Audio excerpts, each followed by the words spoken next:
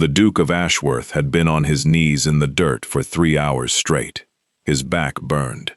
His hands, soft from a lifetime of riding gloves and fine leather, were starting to split at the palms. Sweat ran down his neck and soaked into a shirt so old his valet had tried to throw it away twice. And not a single person had spoken to him. Not one. If you have ever wondered what it feels like to become invisible, stay right here. Because what Marcus Hadley did that summer afternoon would change 2 lives forever and nearly destroy one of them. Marcus pressed a fist into his lower spine and straightened slowly. Across the wide lawn of Belmore House, a group of women drifted past in silk and lace. Their parasols cast moving circles of shade on the grass. Their laughter floated on the warm air, bright and careless, the sound of people who had never worked a single day. None of them looked at him. He was invisible. A man on his knees beside a rose bush. Just another servant. Just another pair of hands. Exactly what he wanted. He had planned this for weeks. The borrowed trousers from the head groundskeeper, still damp at the knees. The frayed collar. The patch of stubble he had left along his jaw on purpose. He had even rubbed actual soil into his forearms before leaving his chambers at dawn. The disguise was perfect. An hour ago, Lady Pemberton had nearly ordered him to carry her trunk inside, mistaking him for staff without a second glance. But Marcus was no servant. He was the Duke of Ashworth, one of the wealthiest men in England, and he was hiding in plain sight because of a question that had kept him awake for months. Was there a single woman in the country who would show kindness to a gardener? His sister Catherine had called him mad. 3 nights earlier, she had sat across from him in his study, while rain hammered the tall windows of Ashworth Hall. Her teacup sat untouched. Her mouth was set in that thin line he knew too well. "You will find nothing but disappointment," she had said. "People are people, Marcus. They respond to power and title, because that is what the world teaches them. You cannot fault them for it." But he could, and he did, because the solicitors had made it perfectly clear. The estate needed an heir. Marcus needed a wife, and if he was going to stand beside someone for the rest of his life, he wanted that person to be real, not a performance, not a curtsy and a rehearsed smile. Someone who saw human beings, not positions. So he had arranged the garden party through careful channels. Lord Belmore owed him a favor from a financial matter the previous year, and the Belmores had been happy to host their annual summer gathering without asking too many questions. Every eligible lady within 3 counties had received an invitation. Now Marcus moved between the hedgerows with pruning shears in hand, watching, listening. Lady Caroline Blythe dropped her handkerchief near the fountain. It landed less than 2 feet from where Marcus knelt. She waited, her chin lifted, her posture stiff with expectation. When he did not leap to retrieve it, she made a small clicking sound with her tongue and snapped her fingers at a passing footman. The Ashford twins walked by, discussing their trip to Bath. One of them gestured too wide and knocked over a potted lavender. Soil spilled across the stone path. They stepped around it without breaking conversation and kept walking. Miss Victoria Winters was slightly better. She said, "Mind yourself," when Marcus had to move a wheelbarrow out of her way, but her eyes never quite landed on him. She looked through him the way a person looks through a window. The glass is there, but nobody notices it. The sun climbed higher. His shirt stuck to his back. His blisters were getting worse. And if you are wondering whether Marcus found what he was looking for that afternoon, the answer is yes. But what he found would cost him far more than he ever expected. Stay with me. Marcus drove the shears into a thick branch with more force than necessary. Catherine had been right. This was foolish. People were simply people, and expecting more was its own kind of madness. Then he heard the voice. "Excuse me, sir." He looked up. She stood at the edge of the gravel path with one hand raised to shield her eyes from the sun. Her dress was simpler than anything else on that lawn. Pale green muslin, washed so many times the fabric had gone soft at the seams. No jewels except a small cameo pinned at her throat. Her dark hair was pinned up in a plain, sensible style. No elaborate curls. No ribbons. She was not beautiful in the way those other women were beautiful. Her nose was a touch too strong, her mouth a little too wide, but her eyes stopped him cold. Brown and direct, and so clear, it was like looking into still water on a bright morning. "Yes, miss?" Marcus straightened, suddenly aware of the sweat on his face. The dirt streaked across his arms, the state of himself.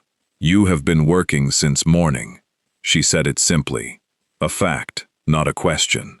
"I noticed you when I arrived. You have not stopped once." She had noticed him. Hours ago. While every other woman on that lawn had looked straight through him, this one had seen him, had watched, had remembered. "It is my work, miss." "Yes, but it is nearly 80 degrees, and I have not seen you take any water." She held out a tin cup. Condensation ran down the sides in small, slow drops. "The punch table is just over there, but I thought you seemed rather occupied." Marcus stared at the cup, at her hand, extended without hesitation. No gloves. Her nails were trimmed short and practical. A small ink stain marked her index finger. "That is very kind," he said. His voice came out rougher than he meant it to. "It is basic decency." She stepped closer, still holding the cup steady, which seems to be in rather short supply today. There was something in her tone, not bitterness, something drier, an observation from someone who had been watching the same things he had been watching. The carelessness, the casual cruelty of people who never thought about the hands that served them. He took the cup. Their fingers brushed for just a moment, and he felt calluses on her palm. This woman did her own work. Whatever that work was, she did it with her hands. The water was cool. It tasted faintly of lemon. He drank it in 3 long swallows, and did not realize until that moment how thirsty he had actually been. "Thank you," he said, handing the cup back. "Truly, you are welcome." She smiled, and her whole face changed. The strong features softened, her eyes warmed.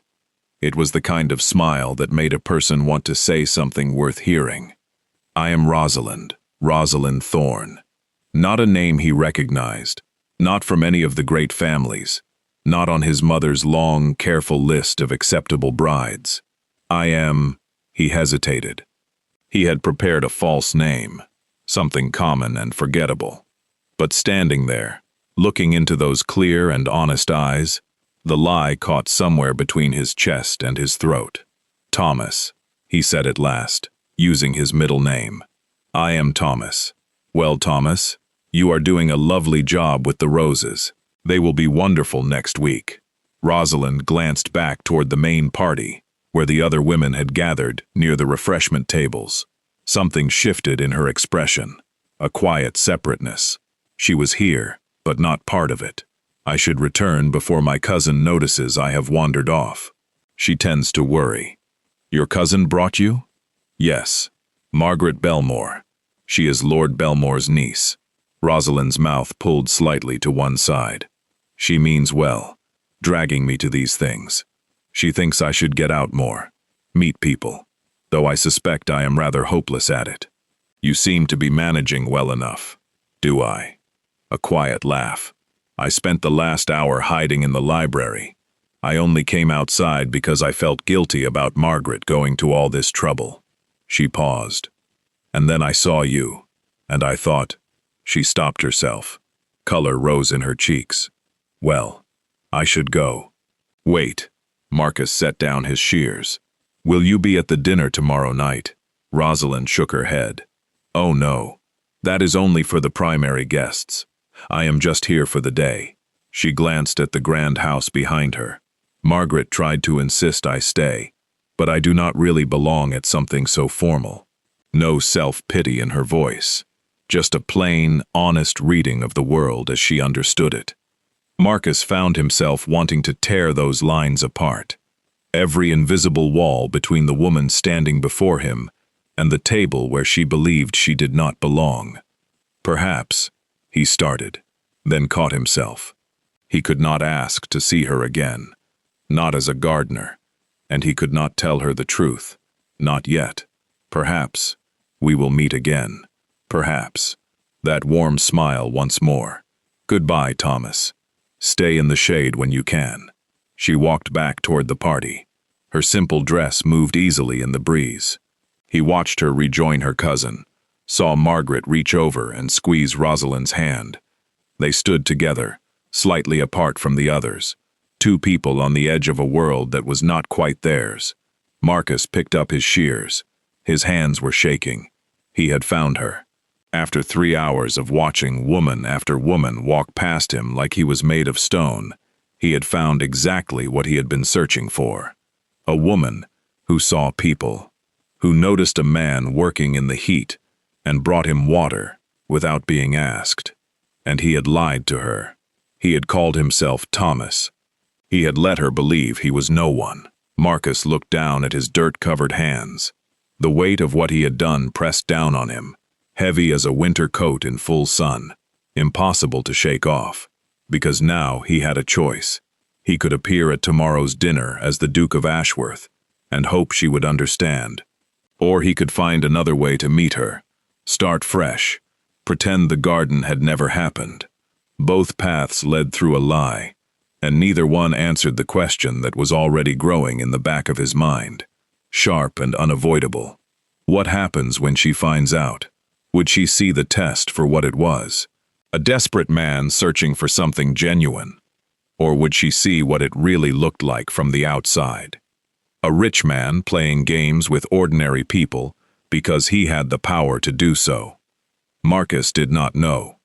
He only knew that he had spent 3 hours looking for someone real, and now that he had found her, everything had become far more dangerous than he had planned. Part 2. Rosalind had not slept. She had been lying in her narrow bed for hours, watching moonlight crawl across the low ceiling of her room above the bookshop. The sheets were thin and warm against her skin. The air smelled of old paper and lamp oil, the same smell that had greeted her every night for 3 years, familiar as her own breathing. But tonight it was not enough to settle her. Her mind kept pulling her back to the garden, to the man with the pruning shears, to the way he had looked up at her with those startled, uncertain eyes when she had spoken to him. Thomas. She turned onto her side and pressed her face into the pillow. It was not his face she kept seeing. It was that flicker of confusion when she had held out the cup, that half-second where his whole expression had shifted, as though no one had spoken to him like a person in a very long time. That flicker had made something tighten behind her ribs, something close to anger, but quieter, aimed not just at those women on the lawn, but at herself. Because she had almost done the same thing. She had almost stayed in the library, almost kept her nose in her book and her back to the window.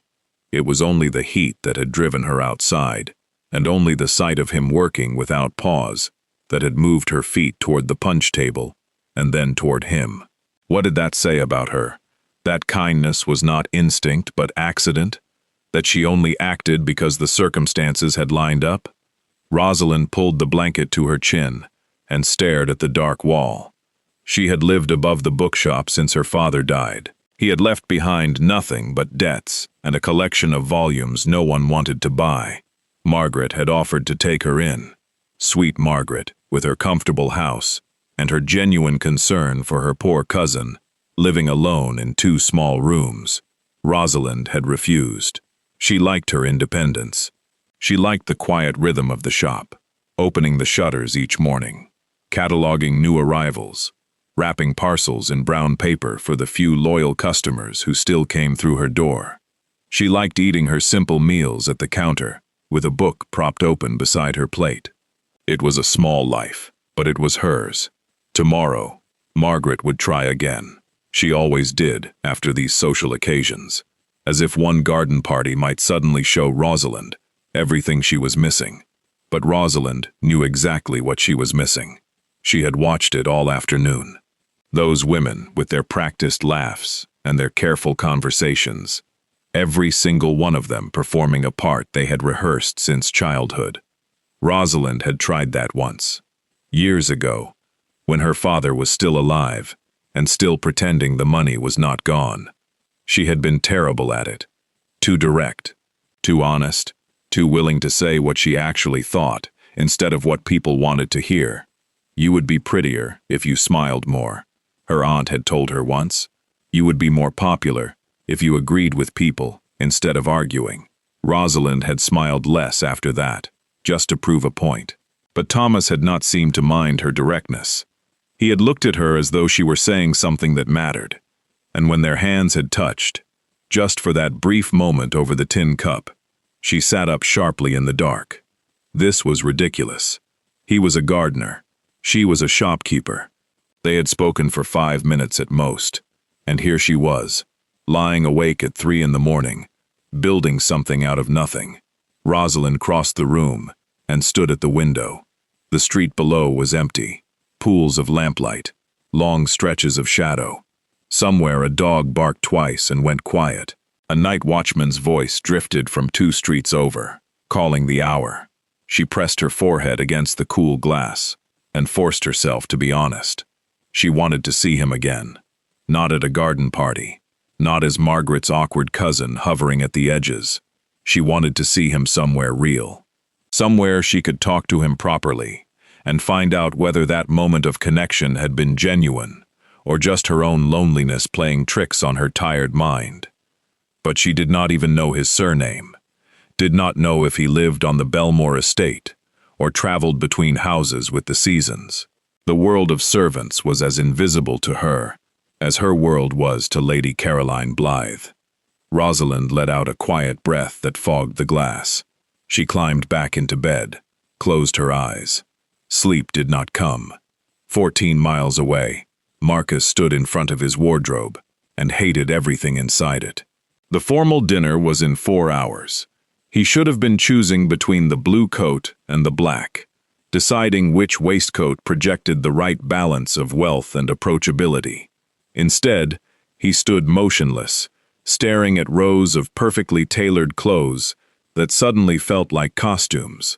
All of them. Every jacket, every cravat, every pair of polished boots. Costumes for a character he had been playing his entire life. Your Grace, the carriage will be ready at 6. His valet, Harding, appeared in the doorway, pressed and spotless as always. Shall I lay out the blue? No. Marcus turned away from the wardrobe. I am not going. A pause. The particular kind of silence that Harding had perfected over 15 years of service. The silence that said everything without saying a word. Send my regrets to Lord Belmore. Tell him I have been called back to Ashworth on urgent estate business. But Your Grace, this dinner is partially in your honor. Lord Belmore will be expecting. I know what he will be expecting. Marcus moved to his desk and pulled out a sheet of writing paper. That is precisely why I am not going. He could not do it. Could not sit at that long table, surrounded by the same women who had walked past him in the garden as though he were stone. Could not watch them perform their charm and their wit and their carefully arranged laughter, knowing what he now knew about every single one of them.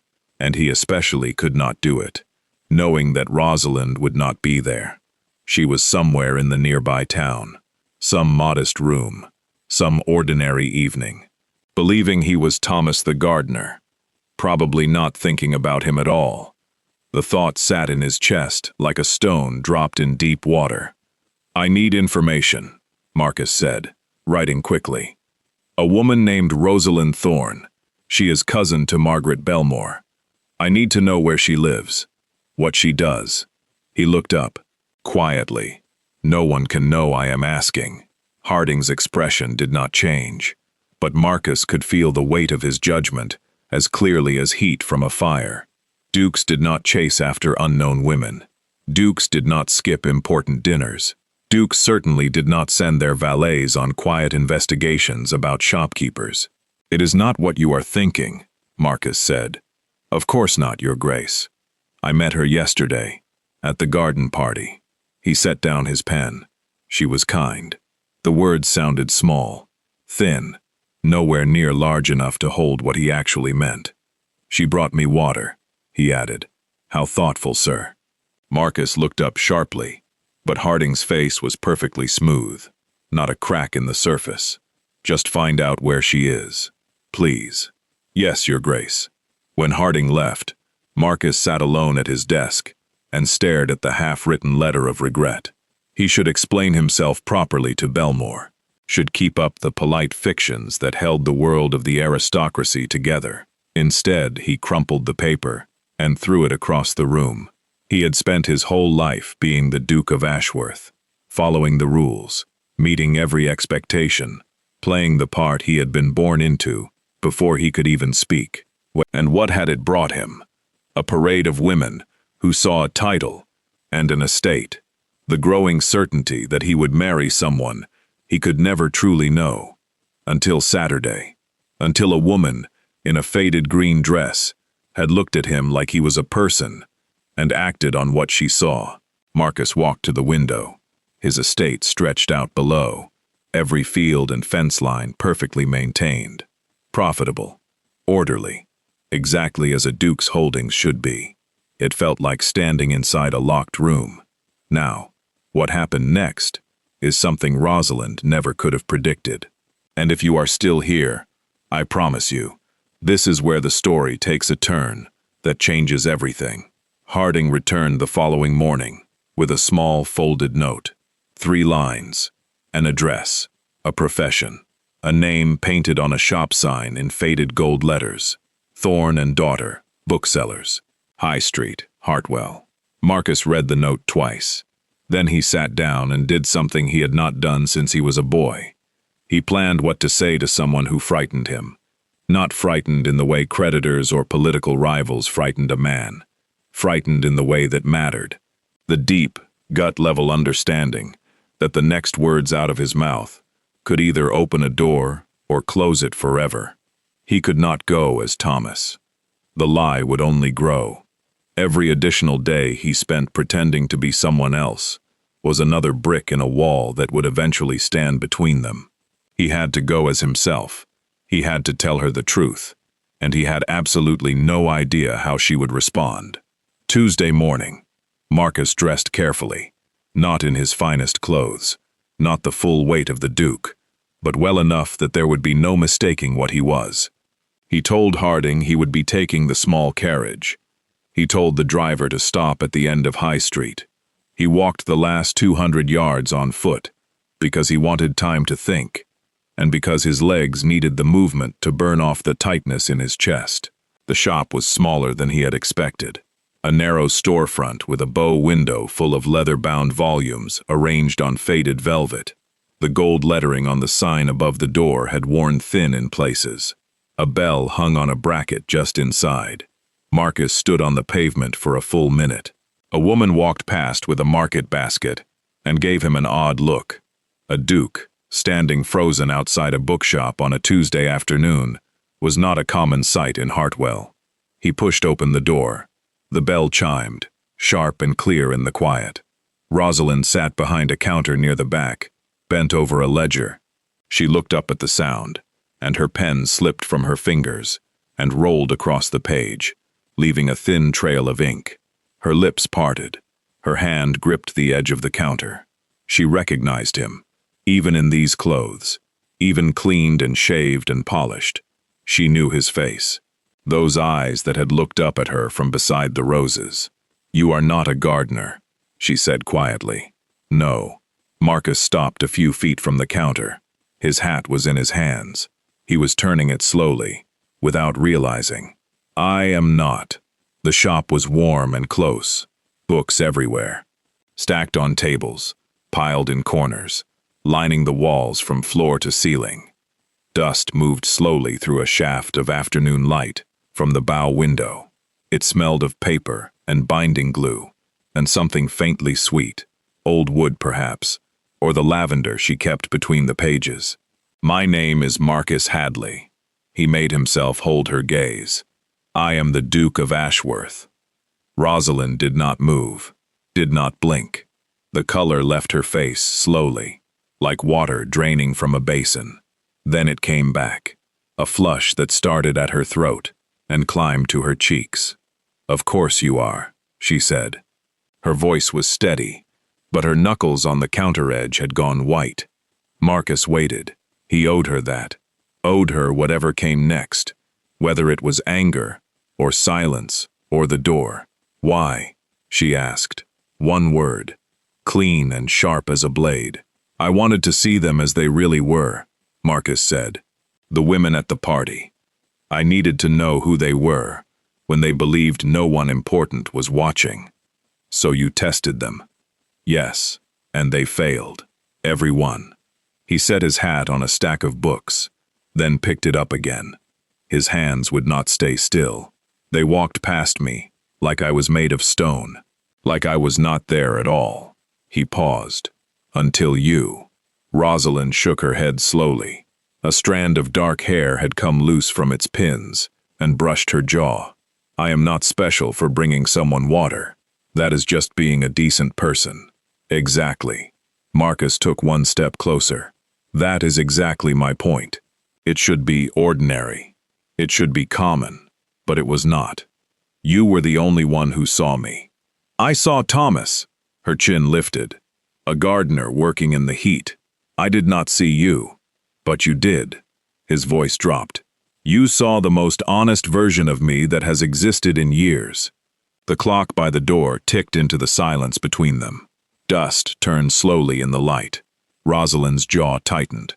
Her eyes were bright and hard and very, very clear. "You lied to me," she said. And in that moment, Marcus understood that the next words he spoke would determine everything. Not just whether she would listen, not just whether she would forgive, but whether the only real thing he had ever found would survive the truth that had brought him to her door. Part 3. The clock ticked. Dust turned in the light.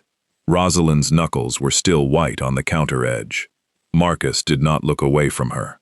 He owed her that much. He owed her his full face, while she decided what to do with the truth he had just handed her.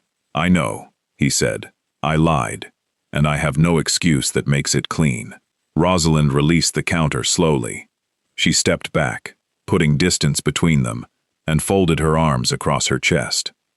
Her breathing was careful, measured, the breathing of someone keeping themselves very still on purpose. "You could have told me in the garden. I could have. You could have said your real name when I gave you mine. Yes, but you did not." "No." She turned away from him and moved toward the bow window. Afternoon light fell across her shoulders, catching the loose strand of hair at her jaw. She stood with her back to him, looking out at the street, and Marcus felt the distance between them, like a physical weight, pressing against his ribs. "When I handed you that cup," she said quietly, still facing the glass, "I was not performing. I was not trying to impress anyone. I saw a man who needed water, and I brought him some. I know. And the whole time, you were performing." She turned around. Her eyes were bright, not with tears, with something harder. "You were running a test, watching us all like insects under glass, deciding who passed and who failed." The words hit him square in the chest because they were true. "Yes," Marcus said, "that is what I was doing, and I passed. You were the only one." Rosalind let out a short breath. "Do you understand how that sounds? You dressed up as a servant and waited to see which woman was good enough. That is not honesty, Marcus. That is a game. A rich man's game." Her voice did not rise. It stayed low and level, which was worse. Anger he could have met. This quiet, clear dismay cut deeper than shouting. Marcus set his hat down on the counter. He stopped trying to find the right words, and let the wrong ones come instead. "You are right." Rosalind blinked. "It was a game," he continued. "I told myself it was something noble, a search for truth, a way to find someone real. But you are right. I had the power to play it, so I played it. And the people I was testing never had a choice in the matter." He took a breath. The shop was so quiet, he could hear the creak of the old floorboards beneath his weight. "I cannot undo Saturday. I cannot go back and introduce myself properly and let you decide whether to bring water to a duke instead of a gardener. That moment is gone." Rosalind watched him. Her arms were still folded, but her grip on her own elbows had loosened slightly. "All I can offer you," Marcus said, "is this: the truth, my real name, my real face, and the admission that what I did was wrong, even if it led me to the only honest person I have ever met." The street outside was quiet. A cart rolled past slowly, its wheels grinding on the cobblestones. Somewhere nearby, a church bell rang the half-hour, 3 soft notes hanging in the warm air. "Why did you come here?" Rosalind asked. "You could have left it, gone to the dinner, found some other woman who curtsied nicely and laughed at the right moments." "Because I have not stopped thinking about you since Saturday." He said it simply. No decoration, no flourish. "I skipped the dinner, sent my regrets, spent 2 days trying to find you. My valet thinks I have gone completely mad." "Perhaps you have. Probably." The ghost of something moved across her face. Not a smile. Not yet. But the faintest softening around her mouth, the smallest shift in the set of her shoulders. "I live in 2 rooms above this shop," she said. "I eat plain meals. I have ink on my fingers, more days than not. I say exactly what I think, even when it costs me. I know, your mother would be horrified. My mother is horrified by most things. It is her natural state." This time her mouth did move, just barely. A twitch at the corner that she fought to keep down. "I am not asking you to fit into my world, Rosalind." Marcus took a careful step closer. "I am asking whether I might be allowed into yours. That is not how this works. Dukes do not. Dukes do whatever they choose," he said gently. "That is rather the point of being one. And I choose this. I choose someone who sees people instead of positions." He held out his hand. Palm up. Open. An offer she was free to refuse. Rosalind looked at his hand for a long time. She looked at his face. She looked at the shop around her, the stacked books and the worn counter, and the simple life she had built out of nothing, after her father left her with nothing. Then she looked back at his hand. "I am still angry about the lying," she said. "That is fair, and I do not know how any of this works." "Neither do I." Marcus kept his hand steady. "I have never done anything honestly before. Not like this." Rosalind unfolded her arms. She reached out and took his hand. His fingers closed around hers. Warm, steady. The calluses she had felt on Saturday were gone now, smoothed away with the disguise. But the grip was the same. The person behind it was the same. "People will talk," she said. "Let them. They will say, I trapped you, that I schemed my way into a title. And they will be wrong. I came to you. I found you. I am the one standing in your shop with my hat on your books, asking for a chance." Rosalind looked down at their joined hands. Her thumb moved once across his knuckle. A small, involuntary gesture that said more than any words she could have chosen. "If you ever lie to me again," she said, raising her eyes to his, "about anything, I will not forgive it a second time. I understand. I mean it, Marcus. I know you do." He squeezed her hand gently. "That is one of the reasons I am here." The shop bell chimed. An older woman, with silver hair and sharp eyes, poked her head through the door, saw them standing there, hand in hand across the counter, and paused. "Mrs. Calloway," Rosalind said, her cheeks coloring. "Your order of medical texts arrived this morning. They are on the shelf behind the register." Mrs. Calloway looked at Marcus, looked at Rosalind, looked at their hands. Then she smiled, a small, knowing, deeply satisfied smile, collected her parcel from the shelf, and left without a word. The bell chimed again as the door closed behind her. "Well," Rosalind said, "the gossip starts now. Let it." Marcus moved around the counter. She did not step back. "We will give them something worth discussing." "And what is that?" A duke who found his duchess in a bookshop. He lifted her hand and pressed his lips to her knuckles. Old-fashioned, proper, and it made her pulse jump visibly at her wrist. A woman who offered water to a stranger, because it was the decent thing to do. Rosalind looked up at him, at this impossible man, standing in her cramped little shop, with afternoon light on his face, and her hand in his. "That is quite a story," she said softly. "It is our story." His free hand rose and touched her cheek, careful, gentle, like he was afraid she might disappear. "If you want it to be." She thought about Saturday.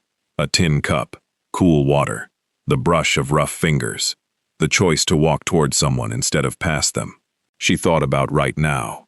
Honesty laid bare in a dusty bookshop, risk and truth, and the terrifying, wide-open possibility of something she had stopped believing in years ago. "Yes," Rosalind said. "I want it to be." Marcus smiled. That same uncertain, real smile from the garden. The one that had nothing to do with titles or estates, or the weight of a name. And when he kissed her there among the books and the dust, and the slow-turning light, it was the most honest thing either of them had ever done.